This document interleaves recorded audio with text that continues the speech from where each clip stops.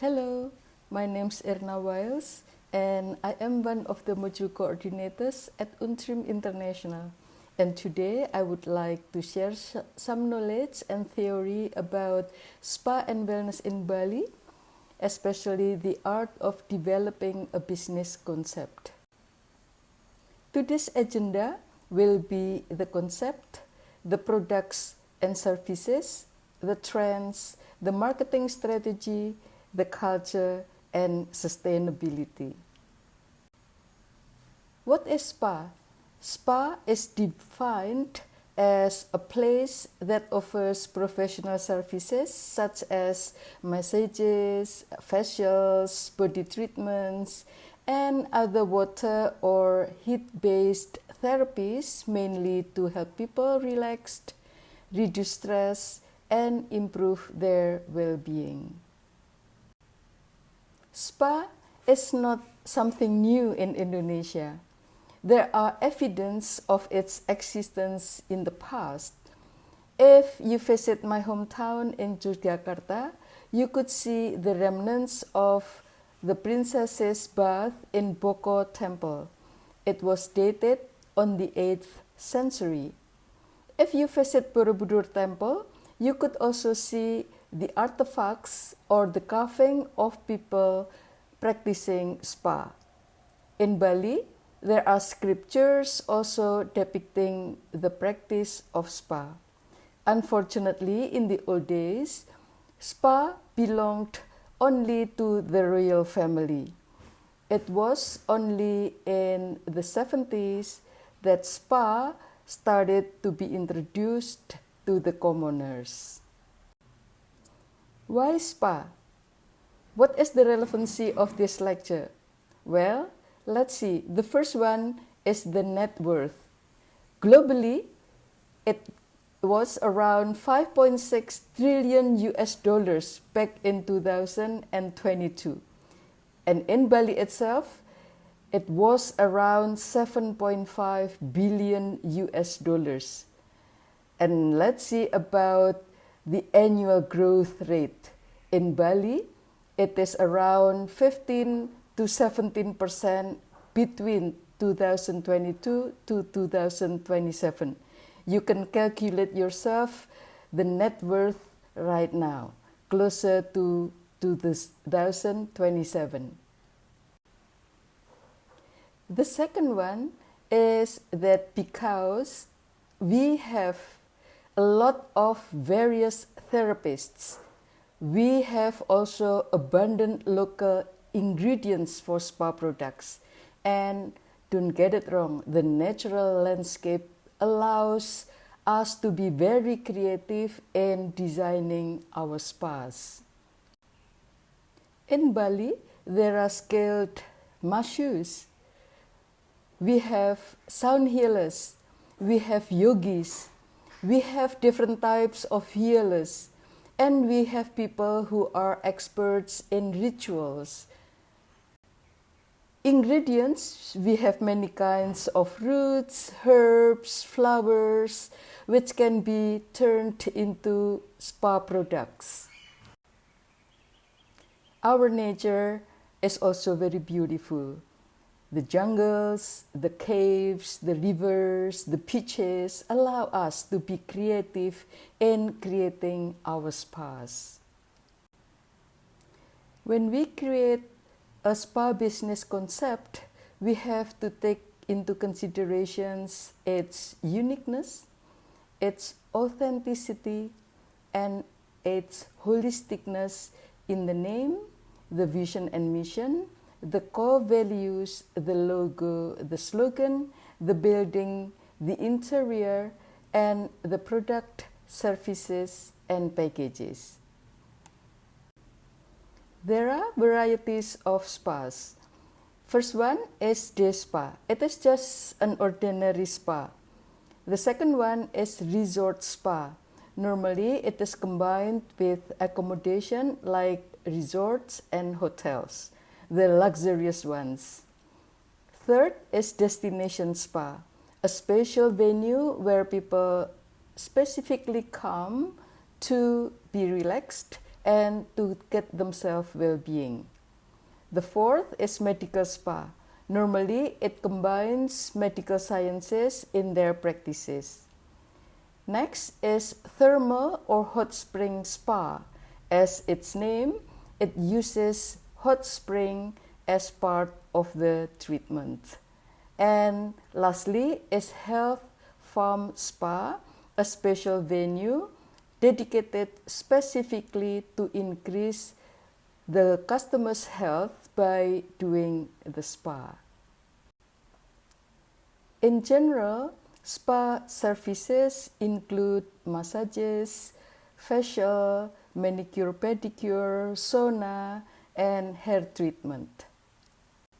However, there are some uniqueness, and we can sometimes call it craziness in the services offered. For instance, wine or beer spa, snake massages, snail facial, and in China itself, there are crazy services offered. There is a hot pot spa in China, and it's one of the craziest things I've ever seen. Not only is it filled with real jalapenos and peppers, but the water is even red on one side, while the other is milky and filled with other vegetables. And that's just one of many spas here. There's also a pool filled with Orbeez. All of my childhood dreams are coming true. There are hundreds of thousands of Orbeez in here, and I could float around all day. Seriously, so much fun. But I had to hop out because there's also a fish spa. Normally when you see these, there will be a few fish eating the skin off your feet. I was surrounded by fish on every inch of my foot. It is a crazy feeling, and my feet actually feel better after. This spa is located in Harbin, China, which is also home to the world's largest ice festival. So of course there is an Arctic spa indoors and a nice 103-degree hot tub outdoors among the snow. It's minus 15 degrees here today, so this felt so good. What's also unique about this spa is they have pools infused with different herbs and flowers that heal and protect your skin, from hibiscus to herbal tea leaves and roses. There are all sorts of different colors of water, and my skin actually felt great after soaking in this water. Once you are done with the pools, you can enter into a giant dome sauna, a nap room, or a food hall. It only costs $28 to visit here, and this is my new favorite spa I've ever been to. So, if you are very adventurous and you would like to experience some craziness, but at the same time, you also want to be healthy and well-being, why don't you try? The example of wellness services, among others, are yoga, meditation, sound healing, which you will experience, and then hot spring therapy and plant-based delicacies, which you will also experience. The second elements you need to take into consideration is the products. And the trends nowadays are that the spa products should be natural-based, non-animal testing, back to nature, culturally based, traditional, but, well, we also introduce some modern ones. Let us now talk about the trends. Spa trends change annually. And currently, the trend is producing non-liquid spa products. And in the treatment itself, it includes spirituality, the use of natural materials such as bamboo, wood for its architecture, using culture from different countries. For instance, Wotsu, it is actually water shiatsu. And then also using traditional rituals such as Agni Hostra or fire cleansing rituals, and of course using modern and AI. Now, talking about business, we cannot ignore the marketing strategies. Just like in any other business, marketing can be done online, for instance, by using Google Business Profile, website, search engine optimization, OTA, email, the use of influencers and travel bloggers, social media ads, And partnership, of course, using, for instance, codes and links with the hotels or villas. Offline-wise, we can do a lot of things. First, probably partnership with hotels, villas, yoga studios, and cafes. For instance, by handing them referral cards, commission agreements, in-room brochures, and 10 cards, of course, with exclusive package offers. We can also create street signage. We can print flyers or mini leaflets. We can offer special packages for tour groups or retreat groups.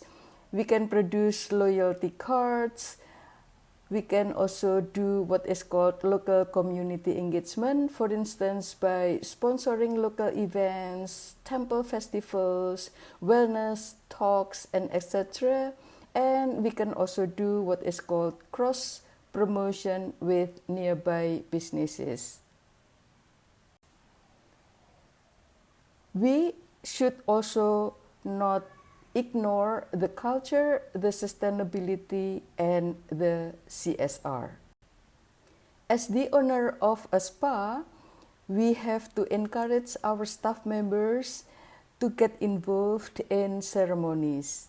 For instance, celebrating Devi Saraswati, the goddess of education. It is also very common for us to celebrate our staff members' birthdays in traditional ways.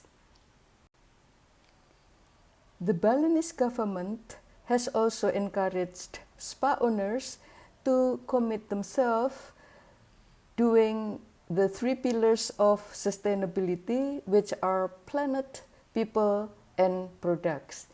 We have to help the government preserve the nature using the local materials in our building, consuming local products to help the farmers have better economy. And then we should also encourage the staff members to join beach, river, and temple cleanups. Also produce our own products, for instance, herbs and roots, of course, by gardening.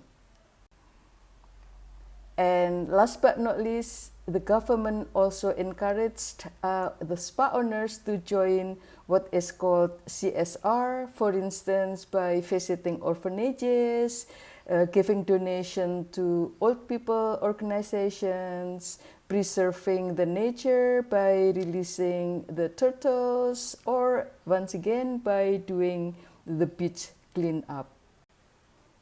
When starting a spa business, we have to do a lot of analysis. For instance, trend analysis, SWOT analysis, TOWS analysis, market analysis, pastel, and competitor analysis. Unfortunately, due to the limited time, we are not going to discuss this in detail at the moment. We also need to take the human resources into consideration. Talking about the human resources, we normally talk about the planning, the recruitment and induction, the training and development, appraisals, reward and punishment. We need to have also what is called an organizational structure. We will need to plan who will get involved, how many managers we have to have, what they are, do we need supervisors, how many staff members in each department, and so on. And last but not least, when we design spa business, we also need to take the finance into consideration. Talking about the finance, normally we talk about the balance sheet, income statement, break-even, net profit to owner, return of investment, and payback period. Now, if money is not an issue, what kind of spa would you like to have? In our next meeting, we are going to have a competition. You will work in groups to design a business concept. It will be fun. So I think that is all for today. Please try to read the article I'm sending to you and then ask me questions as many as possible in class. Thank you very much. Hope you enjoy my short lecture. Bye-bye.